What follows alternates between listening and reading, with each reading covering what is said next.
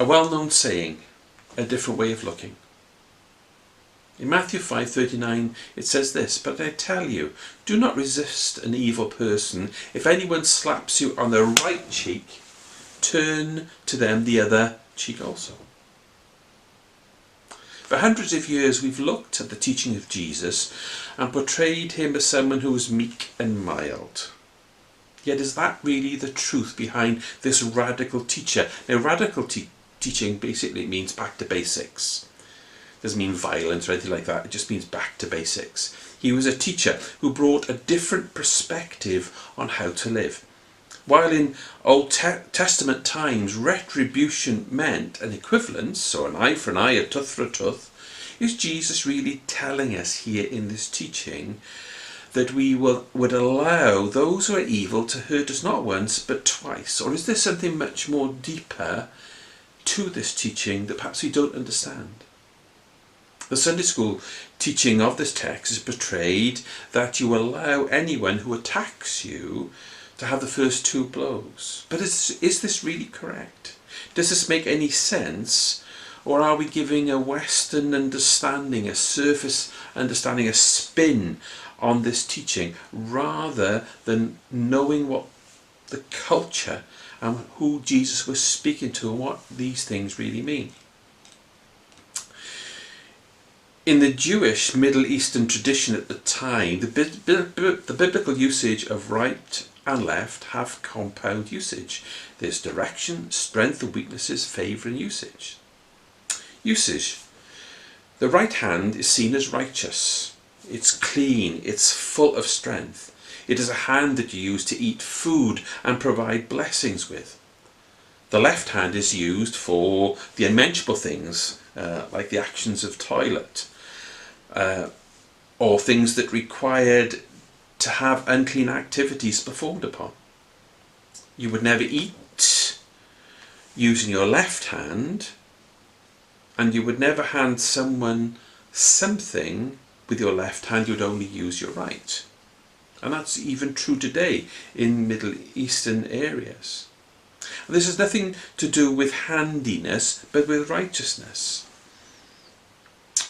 One of our hands had to be used.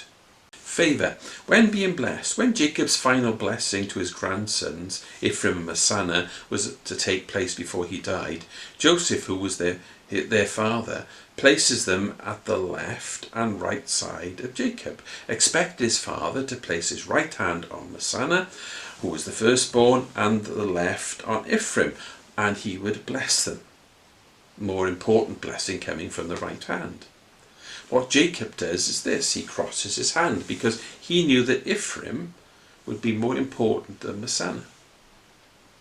Right and left parts of the body also plays an important role in the sacrificial system of the Jewish people. Also, it's important with those who have authority or those who have kingship over people, because those sitting on the right side of the throne are those generally who support the monarch's reign. Directions. Hebrews orientated themselves by the place where the sun arose and the sun set. They didn't possess a compass as we do today. This means right means south and left means north. The southern border of Manasseh is described in the book of Joshua as the boundary on the right, while the north was Damascus. Strength and weakness. It is clear from several biblical verses that the right hand is often symbolized as strength. For example, the right hand of God overcame Israel's enemies. The left hand is seen as weakness and bad luck. The wise man tends to put his right foot and the fool's his left. The belief that good omens appear on the right side are lucky, and those that appear on the left are unlucky. So is Jesus really saying about the righteous side of you can be struck? Let's look at the process. If you're going to be struck on the right cheek, what is required? If someone is standing before you and they're about to strike your right cheek, what hand must they use? They use the left, don't they? The side that is unrighteous, as they slap you. So when you receive that physical blow, you receive it from the unrighteous side. And that, in their culture, would have made you unclean. Now the word evil is used here in the text, showing that someone who struck you has the full impact of unrighteousness, which means that you become unclean because evil has struck you upon your righteous side. Jesus' thoughts are way beyond us, because he then tells us to do something which those who had followed the tradition would have understood. In the normal situation, when someone has struck you on your righteous side with their unrighteous hand, which means that you are unclean, if you then turn the other cheek, which is your left side, what do they have to do? They have to strike you with their right hand, which is their righteous side. That means that unrighteousness leaves you. And it enters them because they're using their right side. It means rather than you being unclean, you become clean because they have taken from you the punishment that they tried to meter upon you.